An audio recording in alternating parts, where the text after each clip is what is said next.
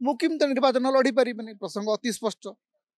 जदि मुकिम लड़े ना जगह झील को देवाई चेष्टा माने सेठिकार कर्मी कहते झील को दि जाऊ किंतु मोहम्मद मुकिम राजनीतिक जीवन रे जो बड़ सफलता पाइले जिते सारा ओडिशा रे बीजेडी रो हावा अच्छी से कटक बारबाटी से निर्वाचन लड़िक जीतिक आसिले किंतु परवर्ती समय से जो प्रकार राजनीतिक निष्पत्ति गुड़ाक नेले सेटा बड़ असुविधा जनक है। प्रथम कथा तो गोटे लीगल कम्प्लिकेशंस गुड़ाए थिला किंतु से बीजेपी सहित जो संप्रीति बढ़ेले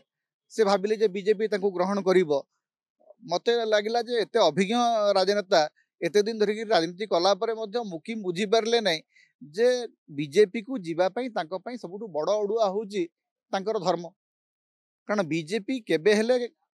माने संख्यालघु संप्रदाय को निजर दल भितर गुरुत्व दब ना से मुकिम बुझी जा दरकार से न बुझीक से गोटे ओडिया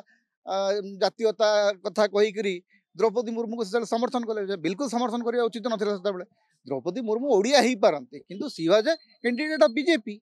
तेणु मुकिम से दलीय श्रृंखला भंग कर भोट दबार कौन सी आवश्यकता नाला। द्वितीय कथा हूँ से कांग्रेस छाड़िक कांग्रेस से सस्पेंडेड है कि कांग्रेस कांग्रेस रे से अच्छा कि नहीं शेष पर्यटन स्पष्ट है ना तेणु गत 2 वर्ष भितर मुकिम अनेक गुड़े भूल निष्पत्ति नहीं से जो भाविले धरतु पीसीसी प्रेसिडेंट ना से कांग्रेस रे ना सेटा गोटे प्रकार भूल निष्पत्ति पाखे से जो गोटे प्रभाव तैयारी करते बीजेडी हावे से कटक रु जीतिक आसते तो गोटे भल राजनीतिक फ्यूचर थिला गुड़ाए भूल निष्पत्ति जो मुकिम आज